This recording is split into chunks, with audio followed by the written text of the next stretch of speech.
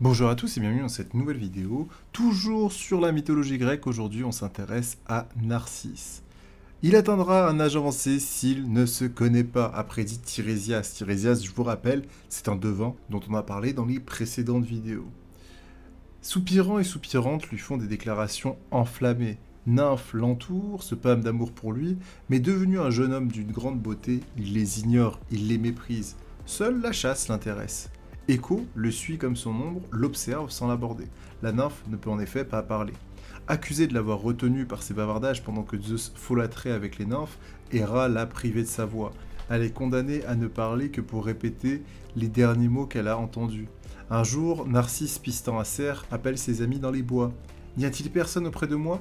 Écho répète. « Moi, moi !»« Réunissons-nous !» reprend Narcisse. « Unissons-nous !» répète Écho. Quand le jeune vaniteux l'aperçoit, il se détourne avec mépris. « Je préfère mourir que m'abandonner à tes désirs », jette-t-il avec arrogance à une Écho qui, honteuse, court se cacher au fond d'une grotte. Las de son mépris, les nymphes se plaignent à Némésis, la déesse de la vengeance. Il faudrait punir ce bel indifférent, lui faire comprendre la souffrance que son indifférence inflige autour de lui. Voyant l'affliction d'Écho, Némésis condamne Narcisse à aimer sans espoir la personne qui ne pourra jamais répondre à son amour. Alors qu'il rentre d'une journée de chasse, il est pris d'une grande soif et s'approche d'une source pour se désaltérer. Il boit et soudain, dans les ondes argentées de l'eau, que ni bête ni feuille d'arbre n'a troublé, il aperçoit son image. Penché au-dessus de l'onde, Narcisse reste immobile. Pareil à une sculpture, il admire de ses yeux brillants comme deux astres, ses cheveux solaires, ce cou gracieux, ses bouches bien dessinées.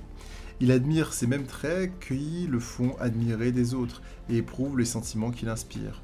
« Je suis amoureux de mon reflet et me désire moi-même », raisonne-t-il. Il s'embrasse, plonge ses bras dans l'eau pour se saisir de ce reflet fugitif pour lequel il se consume. Et alors l'eau se trouble, puis l'onde s'apaise, il se calme. Lorsque je veux l'embrasser, lui aussi se rapproche du Narcisse qui aime pour la première fois. Bientôt, Narcisse ne se détache plus de son reflet fugitif qui disparaît quand il s'éloigne. Il se contemple des jours entiers dévorés par la passion. Il dépérit car ni le besoin de manger ni la nécessité de dormir ne l'arrache à celui qu'il aime, mais ne peut atteindre. Hélas, murmure-t-il, hélas, hélas, reprend Écho. Rien n'intéresse Narcisse, il se moque de la chasse, qui autrefois le comblait de bonheur. Il souffre encore plus que ne souffraient les nymphes.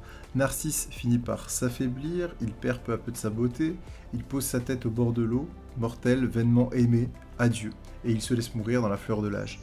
Il se cherchera encore dans les ombres du Styx, le fleuve des enfers. Ses sœurs, les Néiades, trouvèrent à la place de son corps une fleur à corolle jaune et à pétales blancs que l'on nomme Narcisse. Quant à Écho, elle continua de veiller sur lui et se dessécha jusqu'à disparaître. Elle ne se montre nulle part mais se fait entendre de tous. Elle n'est plus qu'un son qui répond à l'appel dans les montagnes ou encore les grottes. Voilà, c'est tout pour moi, j'espère que cette vidéo vous a plu. Si c'est le cas, n'hésitez pas à laisser un petit pouce bleu, à vous abonner si ce n'est pas déjà fait. Posez-moi les questions que vous voulez en commentaire, je me ferai un plaisir d'y répondre. Je vous remercie d'avoir suivi cette vidéo, c'était Melicus, prenez soin de vous, ciao ciao.